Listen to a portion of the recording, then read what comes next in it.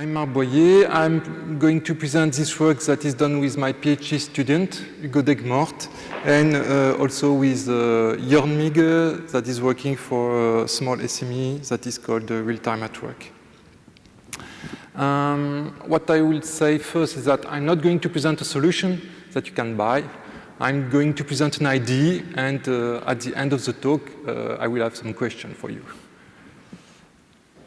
So that's the last talk. So for those who are quite tired, there is a one single slide presentation.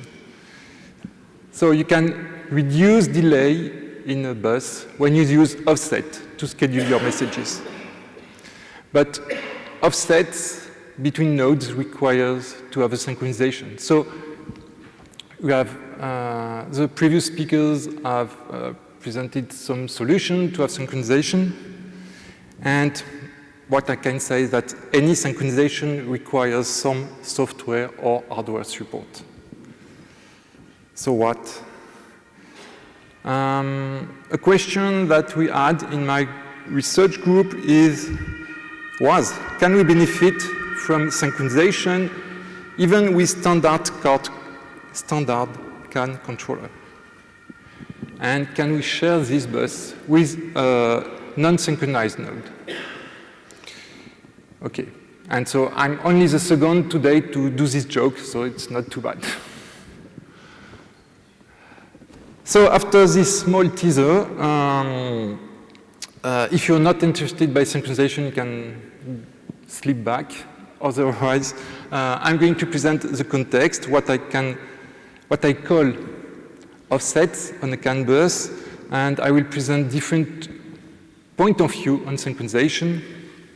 Then I'll present quickly the idea of bounding the delay, and I will use more time to present the result on a use case. And I will conclude. So, okay, that you know, a CAN bus, CAN nodes, real-time system, and so on. Okay. So I'm going to assume first periodic flows, meaning that each flow has a period, a maximal frame size, and an offset.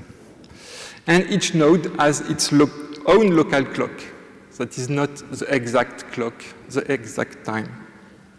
And I assume that each node releases the frame number k when its local clock is equal to the offset of the flow plus k times the period, okay? So for a flow f, first at offset, then when waiting, and so on. And my goal, then, is to have upper bound on the bus latency, considering possible conflict and collision resolution. I'm using analytic method, so there is no simulation at all, neither any measurement. And the idea is to consider a bound on the difference between the clock values. And we will call that bounded phases. So when I talk a little bit with people from CAN world, not here, but in Toulouse, on synchronization, and there are different points of view. There is the global clock point of view. So we assume that we have a clock that is quite the same on every node. Quite the same means that the difference is something like 1 or 2 bit length. If you have such a synchronization, great. If you are able to build an efficient time trigger schedule, then there is no contention at all on the bus, and then you have very low latency. So here is an example with 3 flow and 2 nodes. The 2 nodes share exactly the same clock. So when the frame A1 from flow A tries to access the bus, it is only 1. So it has direct access to the bus, then C1, then B1, C2, A2, and C3. That's the perfect world of TT. And if you have synchronized clocks, that's great. But of course, you need such a perfect synchronization, and it has a cost. Another point of view is to only rely on local clocks. That means you have no synchronization at all, but you still have offsets. So each node sends frames with regards only to its local clock. So there is no contention from flow from the same node, and there is some contention between flow from different nodes. But because an efficient schedule somehow spread the workload over time, then it somehow reduce internode contention. Here is an example. So always the same set of flows, but here no synchronization at all between N1 and N2. So we can have conflict between A1 and C1 for the bus, or perhaps a conflict between C1 and B1. But what is of interest is that we'll never have a conflict between A1, B1, and C1 at the same time. What is the idea between bounded phases? Okay, you do not have a perfect clock, but perhaps you're able to bound the clock difference. So it's kind of trade-off between local clocks and local clocks. And so assume we are able to set X as a bound on the clock of node 1 and node 2. Okay, so the perfect synchronization was A1, then C1, then B1, also. And just C1 just after A1. If we assume that the clock accuracy, the clock difference is bounded by X, then C1 can be delayed or in advance, but we'll never have any contention between C and B. And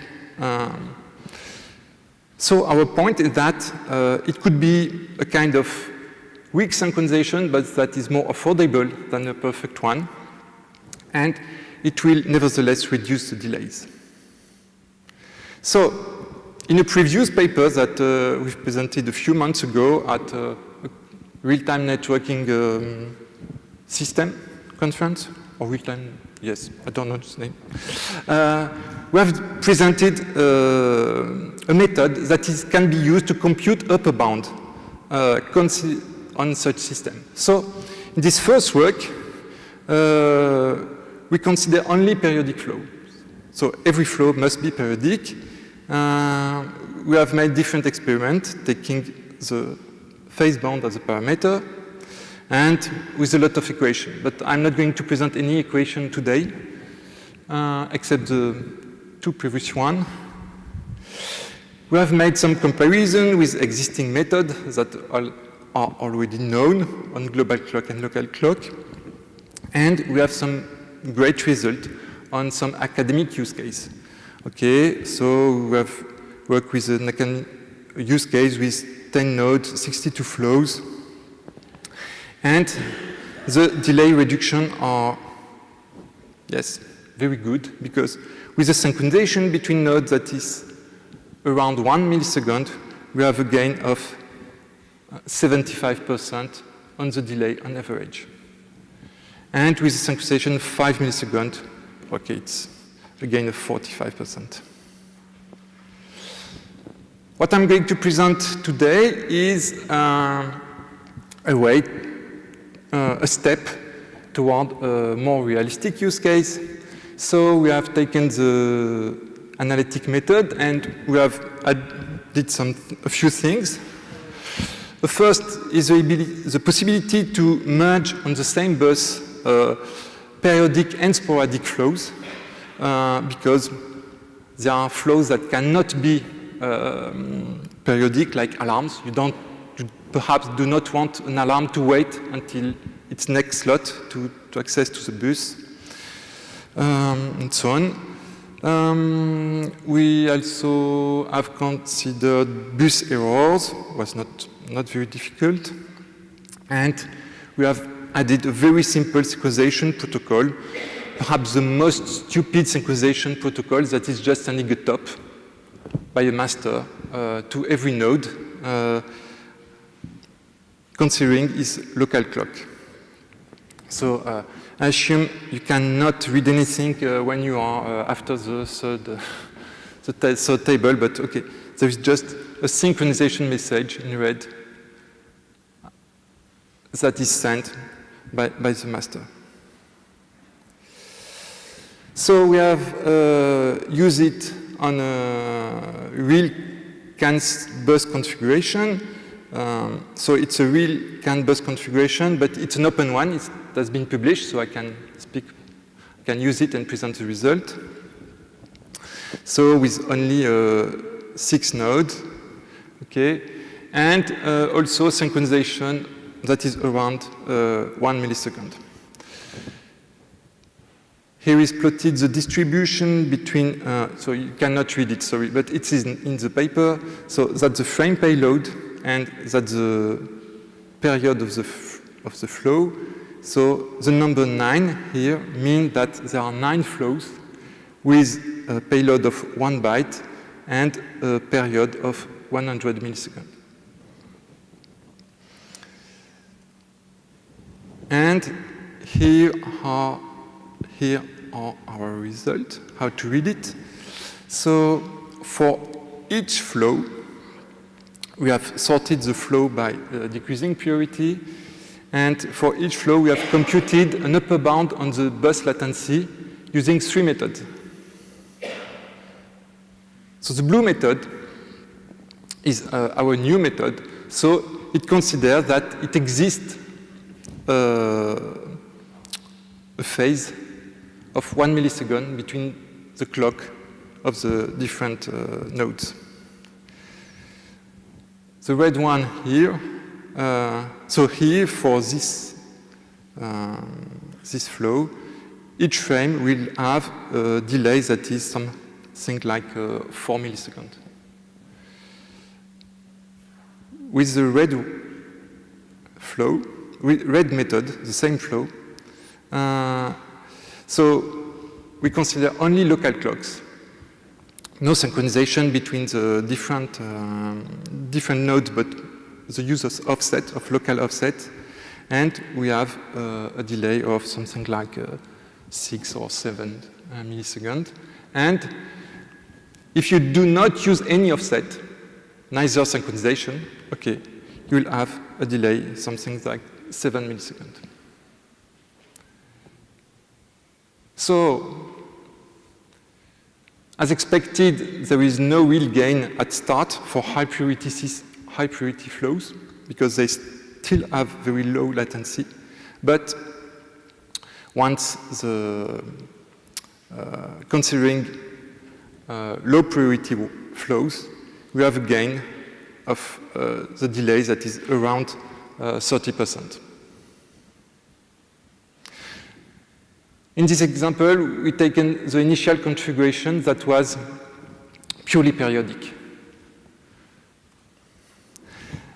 Then, I told you we can mix periodic and sporadic flow, so we have to transform some periodic flow into sporadic flow. So what does it mean? It means that if I have the offset and the period of a flow, of periodic flow, I just throw away the offset, and the period becomes just interframe arrival, meaning that I will not send more quickly than the periodic flow. But the drawback from, so there is less bandwidth used, but I can try to access the bus at any time, in fact. So there is less bandwidth used, but more contentions. So we have considered that there are more sporadic flows with high priority. So we have cut priority into 3 groups. And in the first group, we have randomly chosen either periodic or sporadic semantic.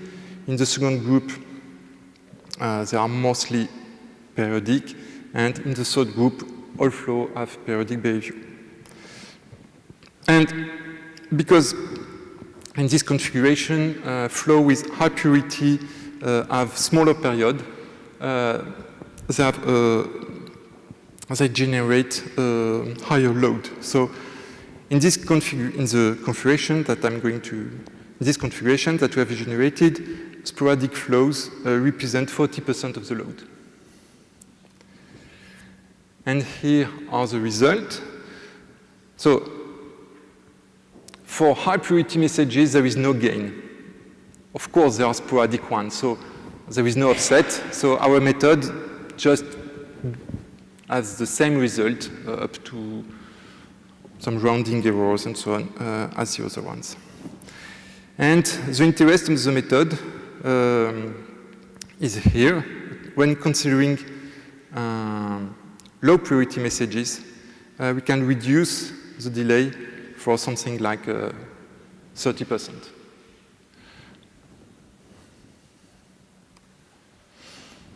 So to conclude, there is no free lunch, you know that.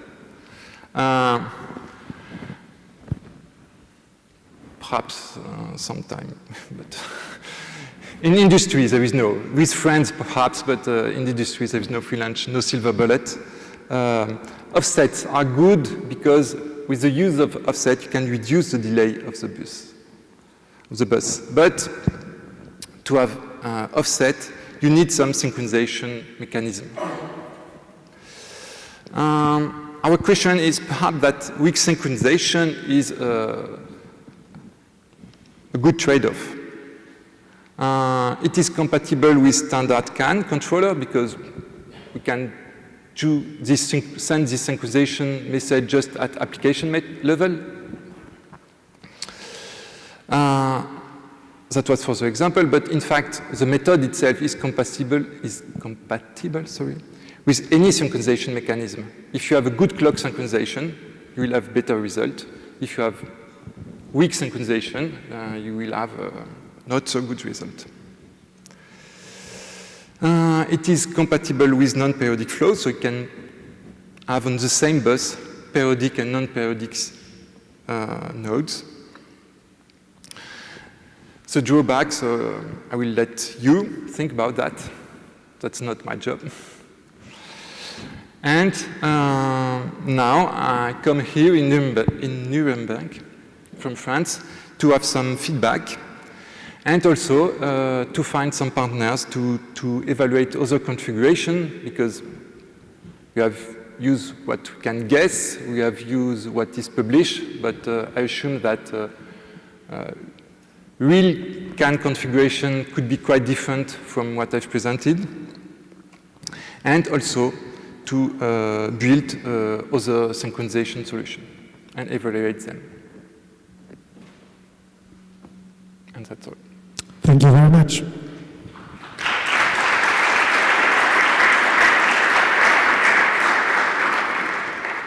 So, is there any feedback from the audience?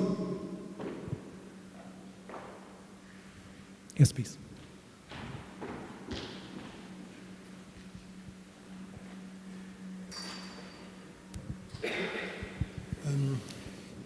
Your concept reminds me of TTCAN, and like TTCAN, there is this one drawback: it requires synchronization between hardware and software. And I think that was one of the main reasons why TTCAN was not successful, because the software people did not want to synchronize the operation of their software on the communication schedule on the network. Do you have any solution for this problem? Yes, we were aware of TTCAN. TTCAN was somehow the starting point of our idea. TTCAN is somehow that. With TTCAN, you've got a quite perfect clock synchronization, so you're able to build a perfect schedule. And it has a hardware cost, because you need some dedicated TTCAN hardware. Okay, I don't know if TTCAN is copyright name. No, so I can say that this is kind of software-defined TTCAN. Okay, so you will have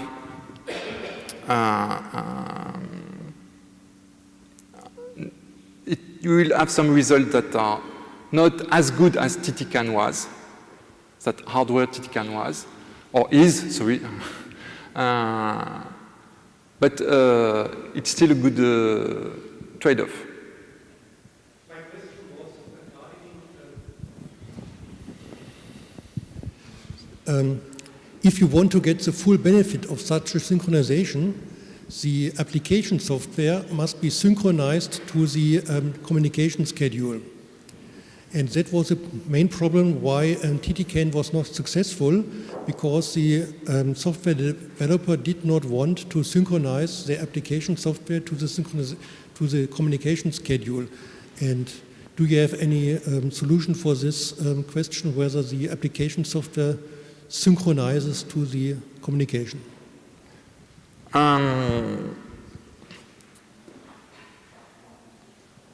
From my experience with, so I'm working with avionic people mainly. It depends, okay? They do not want to synchronize all applications. But some, and when considering, I will say, low priority application, even if it is no semantics, low priority application, okay? You have low priority on the bus, but I will say some application with less hard real-time constraint, okay? Then you can do that. They agree to pay this synchronization because it will have a global benefit on the bus. Okay, it's even if only a subset of applications are synchronized with the bus. Okay, you will decrease the bus latency for every frame, for a large set of frames.